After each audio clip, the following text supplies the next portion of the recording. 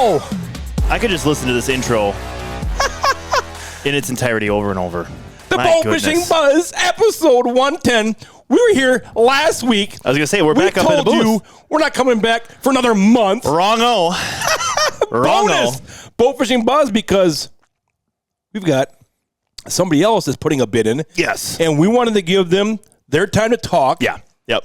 Before the voting begins in early October here. And I think one of the things, too, Matt, is we reached out to both of the members, the people putting in the bids in for 2026 Worlds.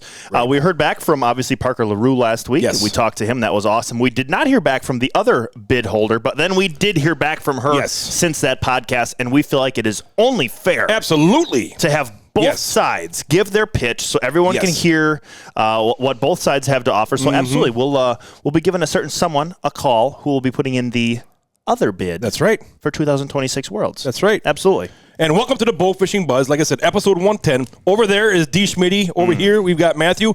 And the Bowfishing Buzz is presented by AMS and Megamouth Bowfishing. Both family-owned businesses, proudly made in the USA. Built tough, built by bowfishers, and trusted by shooters across the nation. From reels and bows to arrows and accessories, AMS and Megamouth have you covered. Take the fight to invasive fish with American-made bowfishing muscle. From first shots to big wins, AMS and Megamouth help make memories on the water that last a lifetime. And the podcast also sponsored by End Designs, Leatherwork and Embroidery, Efficiency Bowfishing Lights by Outdoor Innovations USA, and Painted Arrow, guys. Painted Arrow, make sure to use code AMS15 at checkout to save 15% off of your Meg Pro H2O mount. Very cool for capturing moments on the water. Absolutely. For bowfishing, but now we've got hunting season here. Oh, yes, absolutely. Oh, what a great tool to use for recording your hunts in the woods. One of the things that I see, and this is actually something like, man, we could do this for bowfishing too, but the Painted Arrow, the boys over at Painted Arrow, I follow them on Facebook, social media, a couple different outlets there, and what they'll do is they'll have people send in videos that they've used with their mounts, and they will like live react to the video. They won't watch it, and then they'll watch it together, and it's like they're watching it for the first time. It's very, very cool to see. That's absolutely. Cool. That's cool stuff. So, as we know, Worlds just got hotter. 7 days ago, Parker LaRue made his pitch for Arkansas, Schmitty. Yep. Today, Virginia steps into the ring. Yes. The Worlds is on the line, and this time we're talking with Christina Hayden about why Virginia should be the next bowfishing battleground. Absolutely, absolutely. So very looking forward to hearing what she has to say. We're going to run through a couple different things in the podcast here, but Christina's going to have her time. Parker did a fantastic job last week, and I'm sure Christina will as well. So it'll be very interesting to see the two different states putting in bids. That's right. Remember, if you want to bid, or if you want to put your bid in, you need to become a BAA paid member. Correct. And bidding is going to be taking place the first week of October, so we're right there. We're right there, Schmitty. Yes, we are. Yep. Before we move on to some bowfishing, Schmitty, you been out in the woods chasing any whitetail? Yes, I have been out in the woods a couple different times. Nothing too serious. I think I've maybe sat 3 or 4 times since the opener. And if I had to recap my sits with one word, that word would be sweaty. My goodness, it has just been... Yeah, it's been warm, you know. But when you've got a deer that you kind of have in mind, and he's doing things in daylight, you need to strike while the iron's hot. Yes. You know, I've had some decent luck early in the season these last couple of years, which is kind of goofy. But this year it's just been so darn hot. I've had good sits. Don't get me wrong, seeing deer, just not seeing the right deer. Yeah, and nothing crazy on camera either. More or less, just wanting to get in the woods, get all the bugs worked out, you know, in the whole setup process. So it's so nice and refreshing to put in all the work in the off season and all the work that goes into what we enjoy doing as far as the food plots, sort of mowing trails, mowing our clover plots and all that stuff, to finally be able to take your weapon into the woods. Oh, yeah. Right.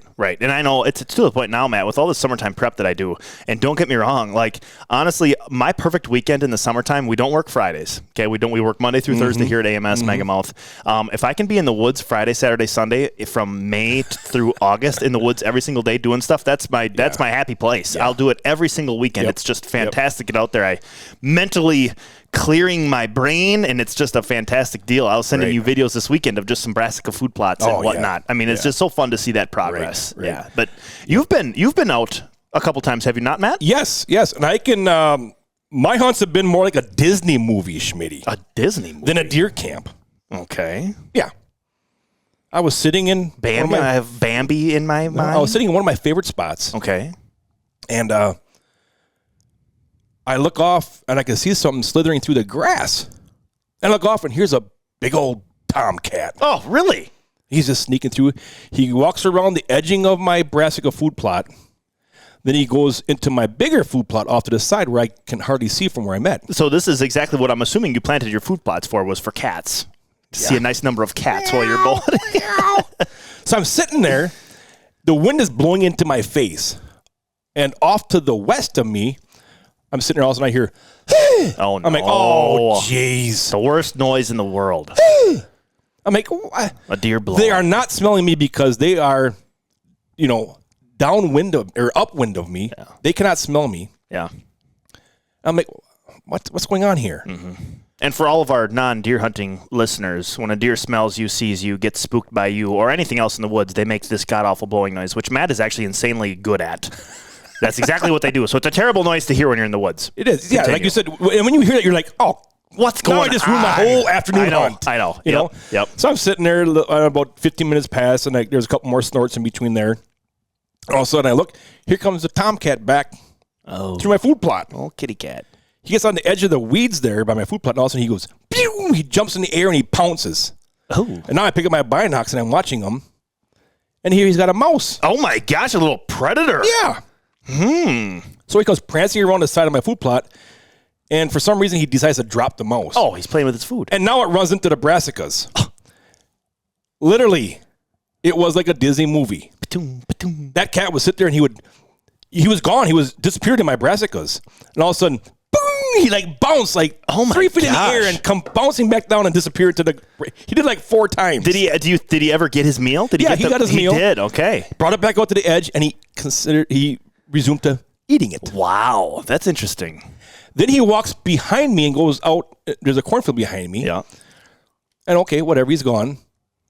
About 15 minutes pass. Literally 5 feet from the left of me. I can't see because of my pallet blind. It's all boarded up right there. Yep. Literally 5 feet to my left. I'm like, probably scared the heck out of you. I could hear the deer stomping its foot into the ground. I'm like, what the heck? Wind is still good?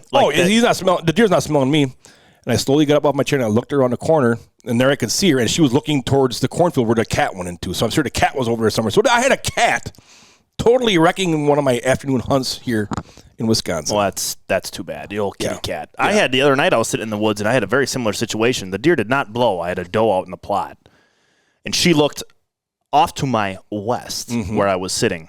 And wind was perfect. It was not. She wasn't smelling me. She wasn't seeing me. She was looking off over there. And all of a sudden, she was eating. She looked up, and 1 second later, she bounded off. She jumped. She ran. And I'm like, well, that's weird. She didn't stop. She didn't blow.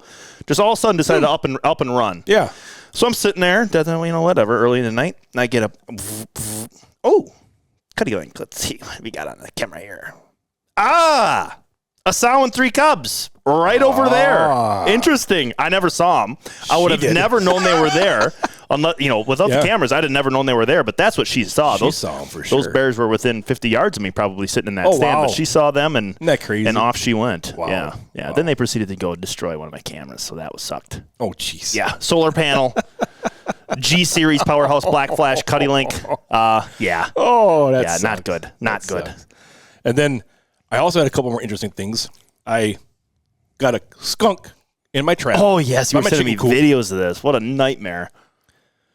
I finally ended up shooting him, but it was dark. Julie had to shine a flashlight in there, so I ended up shooting him right on where my chickens go into their coop. Oh. And he was on the chain to the trap. And, of course, when I shot him, he just let her loose. Oh, I thought you smelled funny. It's rotten. Then I couldn't get him out, and it was just a mess. My chickens didn't want to go into the coop because you could see him right there. It was just a mess. Ugh. The next day, I'm picking apples out of my apple tree with a big, long apple picker. And for those of you who don't know, the top of an apple picker is like a big cage. Yep. And it has like hooks like fingers so you can grab the pickles and pull them. I see a lot of stuff like that even with like light bulbs. You buy them for like high light bulbs. Same type of deal. Yeah. So I'm literally on the ground, and I've got and your apple pole can be 15 feet long to reach those apples up there. So I'm up there with that, going through the branches, trying to get the big apples down from on top. All of a sudden, the tree erupts. Here, a hawk. Oh my goodness! Came flying in there, attacking my apple picker. probably saw a bunch of shaking going on in the tree and thought it was some kind of critter. It's orange, and he thought there was probably a bird in there floating around. I almost pooped my pants. Yeah, I bet you that was scary, too. You're getting scared by deer blowing, I had all kinds of crazy cats jumping in my food plot. It's just been crazy. That is a Disney movie.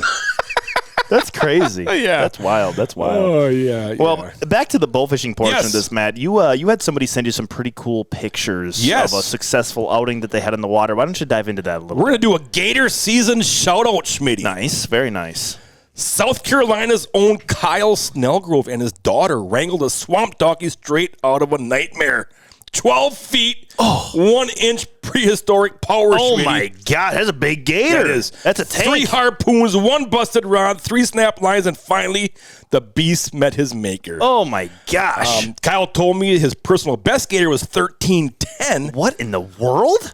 This one was missing a big chunk of its tail, so it might have been close to one of his personal bests. It's a giant. If you watch our YouTube episode, I'm going to post some pictures up there. Wow. But huge shout out to Kyle Snelgrove from South Carolina. And was it initially shot with a bow fishing setup? I believe so. I don't know the full story on that. Gotcha. But I saw the pictures on Facebook, and I know Kyle a little bit from tournaments and stuff. Sure. And just want to give him a big shout out because we were talking about Gator season last week, and all that stuff. And, absolutely. And so if you have any alligator pictures or we want to see them. Send them to us. We'll be glad to talk about them right here, Schmitty. Absolutely. And also, guys, if you have any alligator bowfishing big game needs, we got you covered, brother. We've got it all covered here. AMS website, any of your local dealers, if you guys are in an area that has big game bowfishing, check us out. We've got a full line of big game gear ready and available. We're building some this morning in the shop. They're ready to ship. Place an order. If it doesn't go out today, it goes out first thing tomorrow morning. We're all about quick, efficient shipping. So that's right. Make sure to check it out if you got any big game needs, guys. Schmitty. Yeah. We're talking to Christina today. Yep. The bid that she's talking about is Virginia. Yep. Snakeheads are out there. Snakeheads. I want to shoot some snakeheads. You do. I know you always talk about that. So I thought, what a better time to do a species spotlight on a northern snakehead. Absolutely. I think we can certainly dive into that. Well, let's kick it off here. Virginia's waters are crawling with a fish that looks like it swam out of a horror movie, the northern snakehead. With teeth like a barracuda, lungs like a mammal. Crazy. What? Crazy. Yes, you heard me right. Lungs like a mammal and the ability to slither across land. This invasive predator isn't just a fish, it's a monster. Snakeheads don't just spawn once. They can crank out 1,500 eggs up to 5 times a year. My goodness. That is invasive species takeover right there. Good grief. How crazy is that? Holy cow. Let's talk a little bit about the discovery here, Schmitty. Northern snakeheads were discovered in Virginia in 2004. After being illegally dumped into a Maryland pond in 2002 and spread into the Potomac River. Yep, the same type of story. They were also talking about people that had them as fish in their aquariums. Yep, sure. They got large. Too big for the aquarium. And they released them not knowing what was going to be the after effects. Yeah, well, not good. Just like that fish down in Florida, the same thing that is it the clown knife fish? Yes. Yep. Snakeheads prefer slow-moving water with dense aquatic vegetation. They are abundant in Virginia's tidal tributaries to the Potomac River, such as Little Hunting Creek, Doge Creek, and the Occoquan River. They are also present in other major Virginia river drainages. The James River system, the York River system. The appearance, they are large, long fish with a snake-like appearance, hence the name snakehead, and sharp canine teeth. As an invasive species, they are a top predator that compete with the feed of native fish populations, potentially disrupting an ecosystem. Just the same type of story with every kind of invasive species, whether that's them feeding on native fish food or taking over native fish habitat. Right. That is why we can shoot them. Yes. We got to get them out of there. They are invasive. Some of the regulations and reporting, Matt. The Virginia Department of Wildlife Resources has specific regulations regarding northern snakeheads. The possession and transport. It is illegal to possess, import, or transport a live northern snakehead in Virginia. Very smart. Very smart. Harvesting.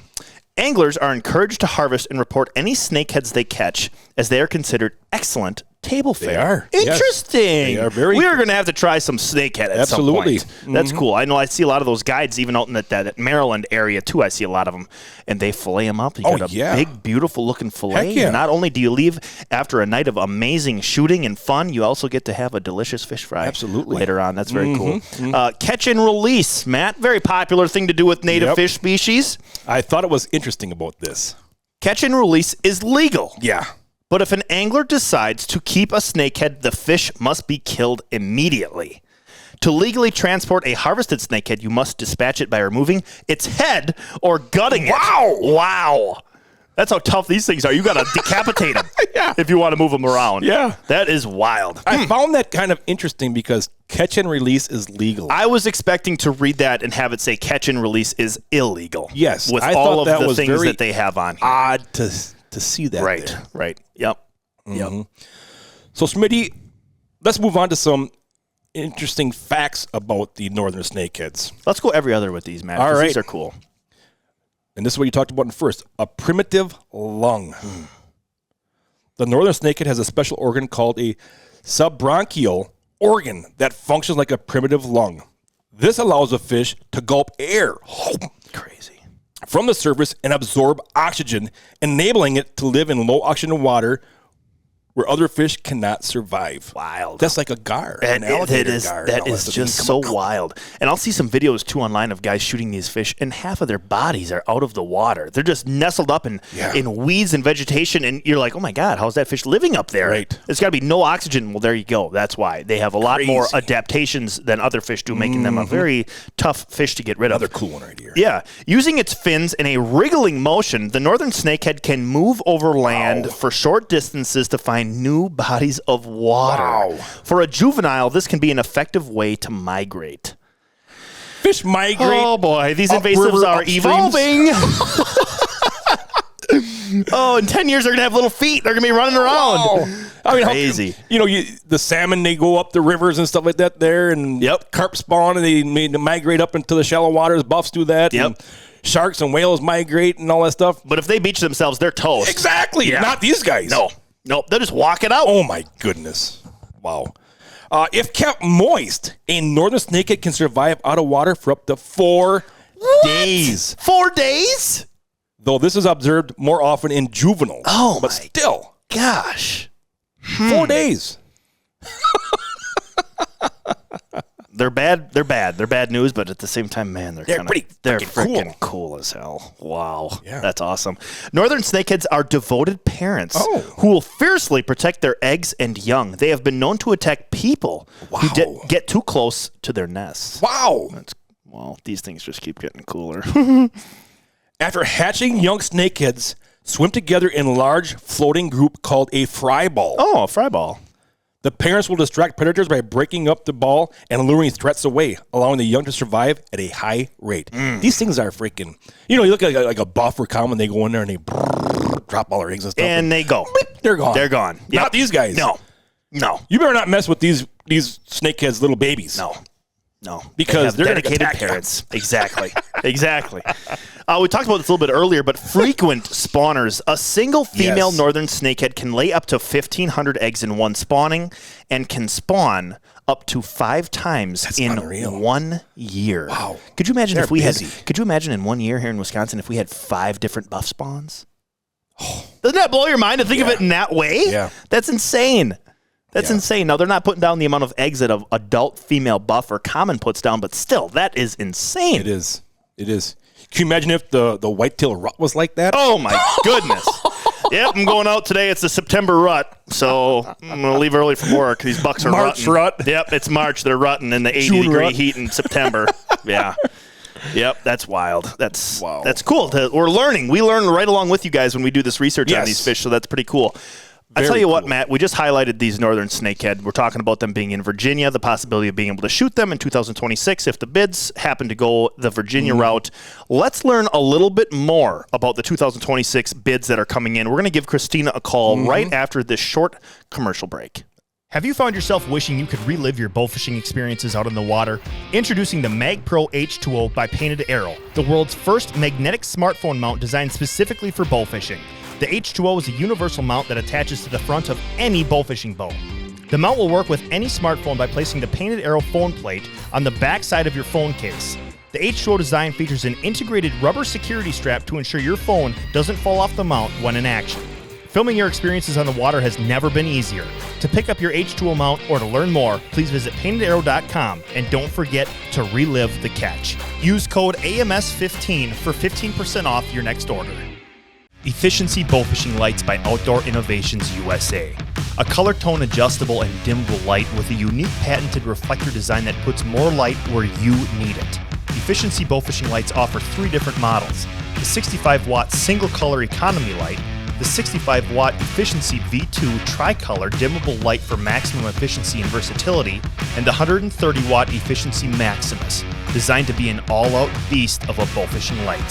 Efficiency, designed and built by bowfishermen for bowfishermen. Check them out at OutdoorInnovationsUSA.com.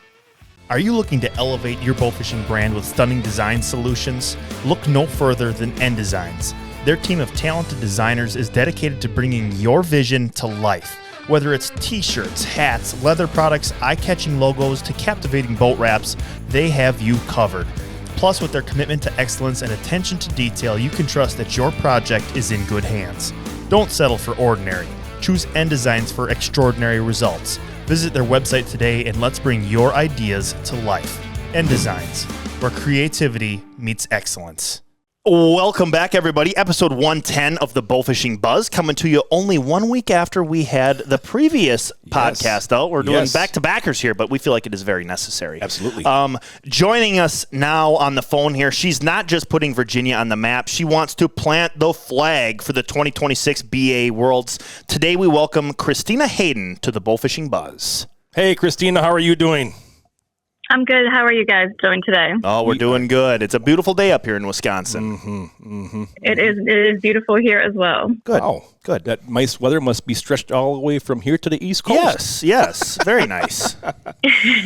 Well, Christina, to kick things off, let's start off by letting our folks know who you are, where you're from, what you do in your spare time besides bowfishing, and how did this crazy sport get its hooks into you? Because you do a lot for the bowfishing. You're also the president of the BAA, so you do a lot of stuff. Yes. So give our listeners a little feedback on yourself, Christina. All right. Well, like he said, my name's Christina Hayden. I live out in Virginia. We are almost at the border with North Carolina on Lake Gaston. So when I am not bowfishing, I work at the local middle school teaching 6th grade. Oh, that's cool. Spending time at home, hunting, fishing, hanging out with my daughter, who is in her junior year of high school, so counting down those significant moments that will be happening with her, and just doing all of the normal daily things with mixing and dealing with the BAA and bow fishing at a national level as well. That's very cool. busy. Yeah, Wow. That sounds like a very busy schedule. I have to ask you, I've got to ask, Christina, you said you're a 6th grade teacher, correct? Yes. Would you say, are these kids that you are teaching, is bowfishing known through the younger ranks in school? I mean, are these kids aware of the sport at all? Somewhat. Like, I'll have some pictures of me, like holding fish or out on the boat I've had, and they'll ask me about it and we'll kind of talk about it. Oh, cool.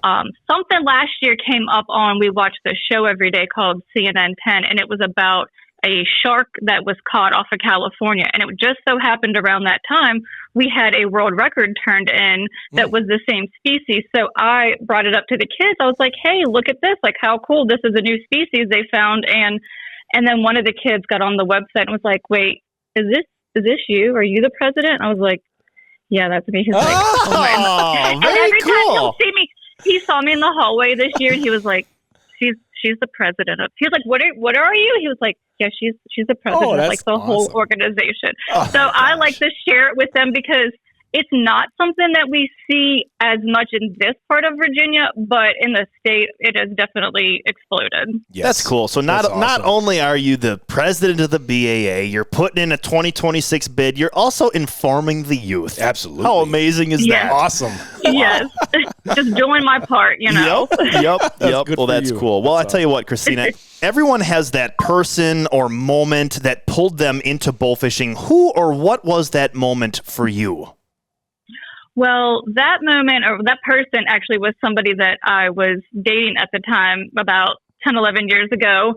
And he invited me to go. And I was like, wait, you mean so you're shooting fish, but the boat's moving and the fish are moving? And we're like, what is going on? I could not wrap my head around it until I saw it. And then I was like, oh, okay, this is pretty cool. Okay.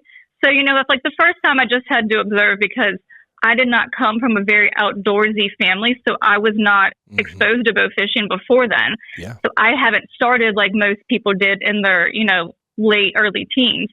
And so I started tagging along with him and his friends, and then that relationship did not work out. But fortunately, I think I got the better part, which was taking bow fishing from that relationship and like building on it. After that, we continued hosting tournaments in Virginia, and now I was the first female president, and he actually had sent me a message and let me know that he had voted for me 2 years ago for it. So, nice. We're still we still live in the same area. We see each other at tournaments, so it's cordial. But while that didn't work, bow fishing was a good fit for me, apparently. Well, that's cool. Yeah, that's awesome. That's a cool story. Yeah, absolutely.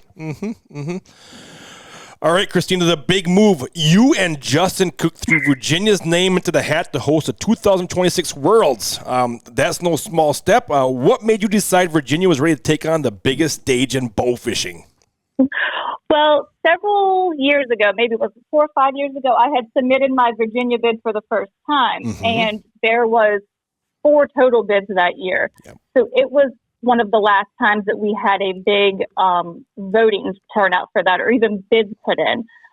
Since then, the bid submission has lessened, and some people have been kind of handed Worlds. We just did not feel that was professional. That's not what we want the sport to be. We've even talked about possibly, people within the BAA hosting the event.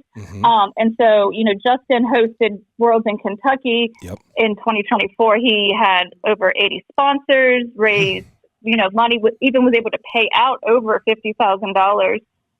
So in that time, we've been working on continuing to build those relationships. Things out here in Virginia have continued to go on a positive trend as far as bow fishing and it exploding and becoming more well-known. And we just kind of talked, and he was like, how do you feel about that? And I was like, you know what? I still have my original bid. I was like, it is nothing. I can just submit that in 2 seconds. Not a problem.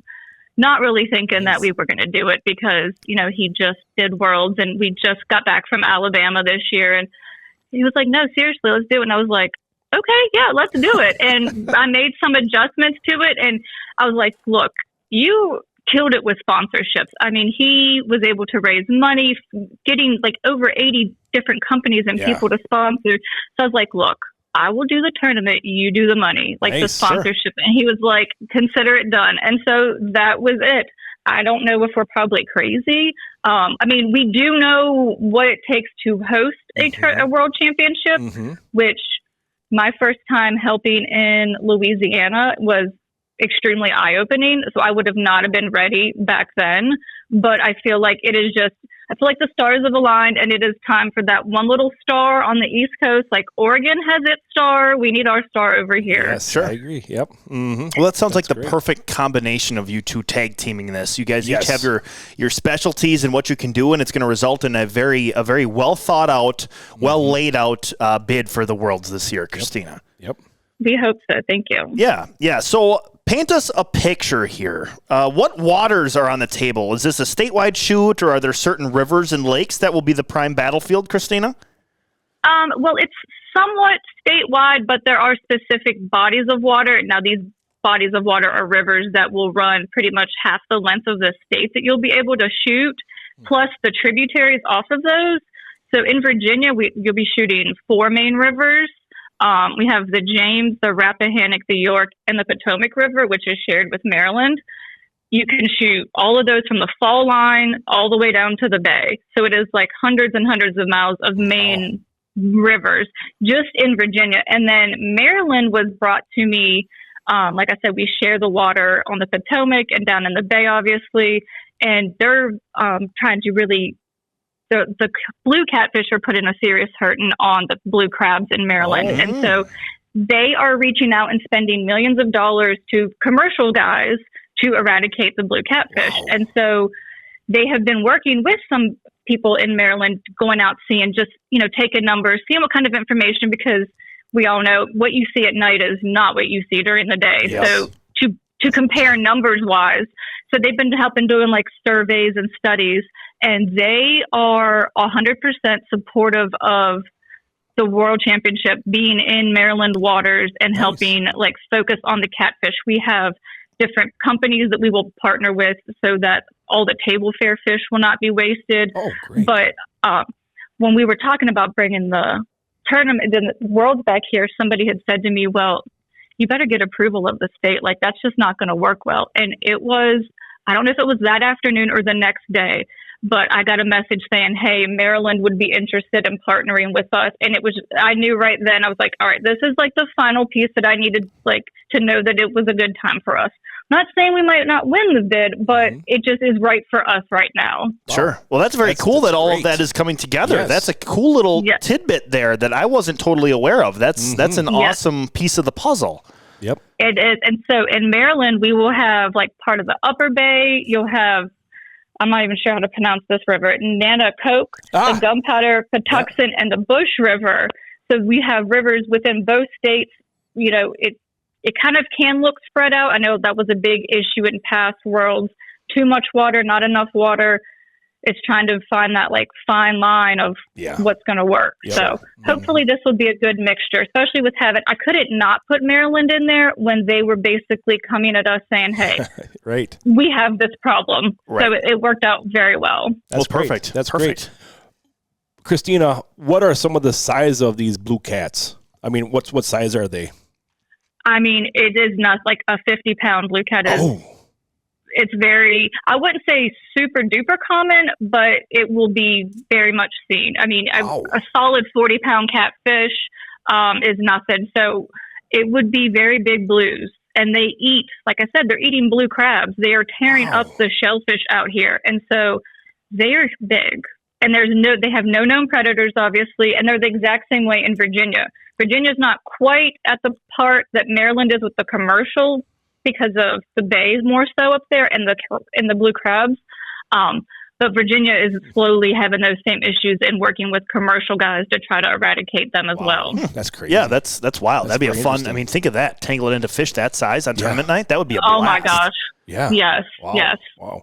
So Christina, the home base, where will the shooters be checking in, weighing in, celebrating, watching weigh-ins? What does the whole site look like? So we have two pit sites picked out. It's just going to have to be one of those things where we go look at it and see which is going to be the better layout. But both of them are fairgrounds. One of them is the Virginia State Fairground, which is about 45 minutes north of Richmond. It's right off of 95, and you can be at any boat ramp in Virginia within an hour. Maryland obviously would be a little bit further. So that's why I'm scouting. It's called Fredericksburg Fairground, which is up in Northern Virginia. Okay. But Northern Virginia, we don't really like to accept them. That's kind of their own little area up there. Okay. I'm sure some people saw Alan's comment that they don't have sweet tea in Virginia, which I promise you we have sweet tea here, just not in the northern part of the state. So that's I shy away from trying to pick that location just because it is very much Northern Virginia. Mm-hmm. But again, that's another fairground. They both are big flat areas. They have indoor buildings if we need them. Nice. They have restrooms on site, just flat grass, flat areas. So they'll be both spread out. Both are close to highways. Nice. If we do the Fredericksburg one, it'll take a little bit longer to get down in Virginia, maybe an hour and a half, but you'll be cutting out all of that Northern Virginia traffic. Gotcha. So we're trying to figure out which one will be the better fit for us. Mm-hmm. And can hold everybody the best. Mm-hmm. Sure. See, I think that's great because, when all those teams come, you get, 100 plus teams that come there with their trucks and their boats and stuff. You want to have them be able to get out quickly and onto some type of interstate system quickly as well. Yeah. Yes. And try to get them away from that traffic and stuff. So not only are you thinking about, all the fish species, all the side pots, we're also thinking about traffic and stuff like that as well. Yeah, that's all the things that people don't realize when you're planning a tournament. The most minute details, you've got to have them down pat, Yes, because some of the ramps might not be, like a lot of the state parks will close at dark. And so if you think we have 2 hours to get there or 3 hours to get there, but then you sit in traffic, now there are other routes, but again, you're pulling a boat, you're not familiar, you're trying to stay on the highway and get from point A to point B. Yes. So I think that's why I think the state fairgrounds will be good, because we can have one cop stop traffic and then it'll put you right on 95 and you can go any direction you need to go. Nice. Cool. Well, let's talk strategy, Christina. What should the numbers teams expect from Virginia waters? I would be fair to say, I think between around 800, 900, you might have that one showstopper that'll throw out 1,000. But it's going to depend on tide. And a lot of people think they know how to fish tides. Yeah. But you're not. I mean, our tides out here are like 3 feet. Wow.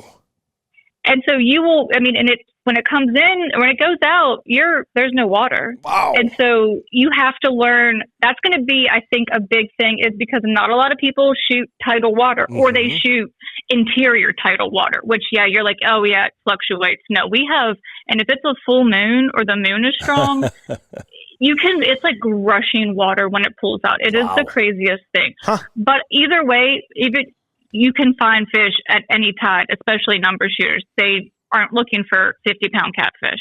They don't need the same amount of water. Right. So I think 800 to 1,000. There's always that one team that's way above. I would love to see what that number would be for sure. So what type of fish species do you think will make up these 800-900? What are these number shooters going to be targeting, Christina? They can target any catfish, because any catfish under 32 inches is unlimited in both states. Okay. Yep. Carp, we have goldfish, all sorts of color goldfish, orange goldfish, orange and black goldfish, some with white on it.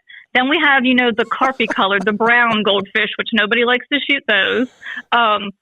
Snakeheads. Snakeheads, if y'all have never seen snakeheads, they are a delicious table fare that goes for like $19 a pound in some places. Wow. So, yes, snakeheads would be one of your big things to shoot. We also have carp and grass carp. We have gar and bowfin. Now, I know everybody's going to just hear this next word I'm going to say, and they're going to lose it. We do have limits on those too. It is very disheartening when I say that, because I know that's a big fish. It's gar for a lot of people. Yep. Even if there wasn't a limit on the number of gar, there's not that many in that time of summer that would make up that big of a difference. Right. Okay. And plus, shooting gar, you have to fight them. They're scaly, they're toothy. It's a whole hot mess when you're shooting a bunch of gar. So I don't want people to be discouraged about that, because I promise you, there's plenty more. There's plenty more. Right. Yes. Right. So we got the numbers guys covered. Yep.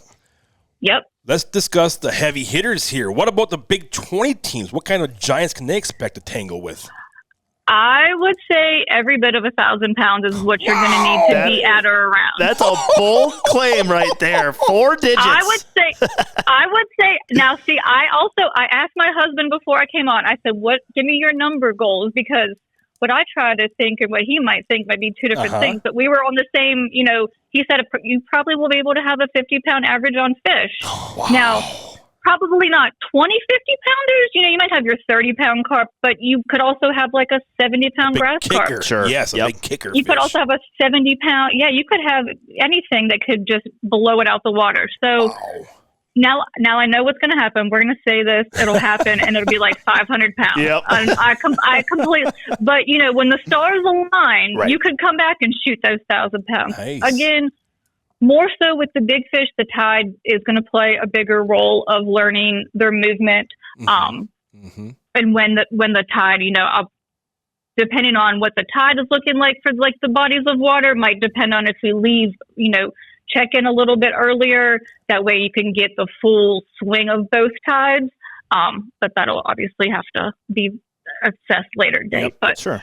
I have a question about the tides, Christina. So yes, say you're out there in wherever you're shooting fish, and I'm guessing that the tide, it's not going to be a 10-minute change in the tide going from where you're at to no water. There's going to be it takes time. But I bet you that when that tide starts going out, all of a sudden you're going to start seeing fish that were too deep for you to see before that tide started going out. And now, correct. Boom. Here's a bunch of fish yes. that you can see. Right. And when the tides are going out, it is laying all that hydrilla down, which is where, your little catfish will hang out, your snakeheads, your goldfish. They'll hide in that grass because they can't really be seen. And as it pulls out, it's laying down, and in the crystal clear, they just sit there, and they don't really realize what's happening because they're still in water, but you can see them now. Yes, right. The tide is like a 6-hour swing. Okay. All right. So potentially you should be able to get 2 full tides within the 12-hour tournament. Okay. Depending on what they were doing when we started. But the goal would be to let you have like a low and up and then back down. Wow. That's hopefully. Cool stuff. Yeah, that's very cool. So, Christina, you submitted July 24th, a Friday night, as your date for the bid here. Why that night? What made that night the special night? Well, that night, people seem to be loving the Friday nights. I have loved the Friday nights. It has worked well with me having to travel to the other tournaments. By that time in Virginia, it has been hot. The grass has been really thick. The fish have spawned and are just eating and just living their best lives. So everything in that time comes together. Nice. It's usually they have better water. The fish are more active. The hydrilla, again, makes a big deal. It's just later summer works really well here. Nice. That's nice. Very interesting because your bid is for July 25th. And so is the Arkansas bid. 24th. Or 24th. Yes. 24th and 24th. Did you guys talk to each other before about that date, or was that just... We had talked about the date before because Parker was asking about putting his bid on and wanted to make sure that it was a date that worked for myself and Justin being on board members. Sure. He had actually wanted it a few weeks later into August. Unfortunately, I was like, that's when I go back to school. I was like, but you can have it whenever you want to have it. Like, I don't have to be there. He was like, no. Like, I want you to have it. I want to make sure that you're here. That's cool. And so he actually was very accommodating and switched the date. His original date was the 25th, but then when I posted Friday, he switched to Friday too. Okay. So we kind of worked together on that one. Oh, nice. Nice. The reason I was asking that is because I think that's great because right now, some people have to put in vacation very long in advance, very far in advance where they're working. Yes. And this is so cool because now, if you know that you're going to be competing in the Worlds next year, no matter if it's in Virginia or Arkansas, you can put your vacation in for that time, and you're going to be able to go to the World. Exactly. That is nice. Exactly. Yeah. And you can lock it in. And if it does come to Virginia, you can have your last week of summer vacation with the family and kids. We have Virginia Beach. You have mountains. We have theme parks. I mean, you could just bring the whole family for the week. You don't have to come scout alone. Or there are other things to do here. Not like when you go somewhere and you're like, what am I going to do in Alabama? There was nothing. I found a Target. That's what I found. I found a Target. That's good stuff. So, Christina, what kind of entry fee are we looking at if Virginia wins the Worlds? So we're going to it's going to be $450, and that is going to automatically enter you into Big 20 and numbers. Okay. And now I know there's mixed feelings on that, but from a financial standpoint of figuring out the money and as far as coming up wanting to keep payouts as even as possible, this just makes the most sense for us to do it that way. Then we also will have a side pot, which will be your overall big fish. We'll have biggest snakehead, and then we will have a pot of gold. Oh! I bet you that pot of gold is a goldfish. Oh, it is. It's going to be a pot against your goldfish, and it's going to be the total weight of that pot of gold. Schmitty's over here just salivating at the sound of goldfish. I've wanted to shoot one, Christina, forever. Everyone always sends me pictures of these big goldfish. I've never shot one, so that is like the ultimate fantasy. And they have such a variety of colors. It'll get to the point where you're like, I don't want to shoot that one. Let me shoot one. That one's just orange. Oh, let me get this one that's like white and black on it. It is very spoiled. You're like, oh, that one's just orange. That one, no, pass that one. But it's the craziest color orange. I mean, yes, you will definitely be able to shoot your full fill of goldfish and fill up your pot of gold. All right. There you go, Schmitty. We need to clear our schedule next year for July 24th if it's going to be in Virginia. I need to go get me. We're going to go out and I'm going to shoot one fish and we'll be done. We'll be finished. There you go. Just be like, that's all I needed to do. We're good to go. Yep. Oh, my gosh. Well, that's very cool. Well, question here for you, Christina. I think we covered this a little bit earlier, but has Virginia ever hosted a Worlds before, or would this be breaking new ground for the state in the bowfishing world? This would be breaking new ground out here for the whole East Coast. There has not been one. I think the closest might be Kentucky or Tennessee would be the closest that it would have ever been towards the East Coast. There's a lot of different fish that people don't see out here. And just, I think the variety and what it has to offer can really open up a lot of people's minds too. Nice. Yep. That'd be cool. Yeah. All right, Christine, it's time for your final pitch here. The stage is yours. Talk directly to our listeners. Why should Bowfishers cast their vote for Virginia to host the 2026 BAA Worlds? All right. Well, y'all, we have waters out here. We have sweet tea. We have fish. We have facilities. We have all of the things that you would want to see at a Worlds. The only thing that we are lacking is, unfortunately, big heads, but I'm sure there's enough big-headed bow fishermen. You'll be able to see those. Mm-hmm. You will have 2 sitting board members as you're hosting. So all of the, things that the hosts don't think about. We have both been through several Worlds. We know what it takes to put this on. We know the work that it's going to take. We have sponsorships and relationships. We know we will promise large payouts, fish that you have never shot. It's just going to be, I think, a phenomenal time. And I really hope that the few maybe blips on the Virginia radar won't be, overshadowed by all of the wonderful things I think that we have to offer out here. Yep. Awesome. Very nice. Awesome. Very well said. Very nice. Very well said. Mm-hmm. Mm-hmm. Thank you. From talking with Christina about this bid and talking with Parker on the previous podcast, thank you so much for stepping up and putting a bid in, Christina, for this to be voted on. I think it's wonderful that both you and Parker, along with Justin and Parker's crew there, it takes a lot of work. And thank you guys for putting in these bids for the Worlds. That's wonderful. Yeah, because it sounds like you've got a pretty busy schedule it is already. So that's very cool that you've gone through organizing all of this. Mm-hmm. Yes, we keep a busy schedule, but it just is that passion for the sport and watching it grow. I mean, I love being at Worlds, even though I haven't competed the last couple of years, just being there, helping, working it, seeing people that you don't see all the time. The fish brought back, watching spectators, just everything about a bow fishing tournament is like electric to me. Like, I just love the whole vibe that you get at a bow fishing tournament. And so to be able to have it in Virginia would be a really cool experience. Awesome. Cool. Awesome. Yeah. Mm-hmm. Well, Christina, thank you so much for taking time to join us here in the Bowfishing Buzz and explaining about the bid that you have for Virginia. And we wish you and Justin and everybody else that's helping you the best of luck. And we'll see what happens here. Is coming up here next week, voting for the BAA Worlds. Yes. Yes, it'll be open up next week. We are looking forward to it. And thank you guys for having us on and all you do for the sport. And we just really appreciate the support of y'all. You bet. One other thing, Christina, before you leave here, what do people need to do and where can they go to vote for the Worlds? So the voting will be open October 1st. It'll be on our website. You have had to become a paid member prior to the end of August. Okay. And so we did that last membership drive. So I'll have all of those numbers. So you'll just have to go on there. It is free to vote as long as you are a paid member. And it'll take 30 seconds to cast your vote for Virginia.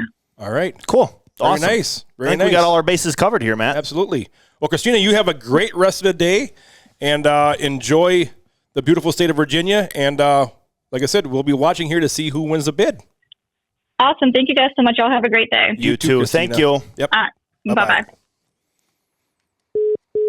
Well, I tell you what, Matt, everybody who's ever submitted a bid for the Worlds obviously has to have all their ducks in a row ready to rock and roll, but I don't know if we've had a more competitive, organized situation than we do for 2026 moving forward. Absolutely. Because both of the people that we've talked to, holy cow. Yes. Everything's been thought through. The fishing sounds elite. Yes. Numbers and Big 20. Mm-hmm. And it's interesting, you know, Christina is game planning traffic. Yeah. Like those are all things as a tournament host you've got to be thinking about. Absolutely. And that's really cool that she's diving that detailed into that type of stuff. Absolutely. And I'm so glad that we are bringing this podcast out to our listeners. Yeah. Yep. Because we gave Parker his little podcast there, and now we wanted to be fair. Absolutely. And give this to Christina. Like I said, we couldn't get them matched up. Even though we told you we're going to be coming back with a podcast now once a month, we had to get this out to you. Yeah, we did. We had to break our schedule. We felt like you said, only fair. We want to hear both sides of the story here and have everyone ready to rock and roll for voting when it opens on October 1st. That's right. That's right. Oh, what are we doing now, Mathew? Let's get ready to rumble! Get ready for Fish That You Wish. This fish comes to us from the state that built the first paved road back in 1823. The largest office building is in this state that covers nearly 600 acres and contains 68,000 miles of telephone lines. More U.S. presidents were born here than any other state, giving it the nickname Mother of Presidents. Got a guess, Smitty? Texas. I'm talking the Old Dominion state of Virginia. How did I not guess that? It's always has something to do with the podcast. Okay. This fish was shot May 10th, 2025 by Hunter Turner.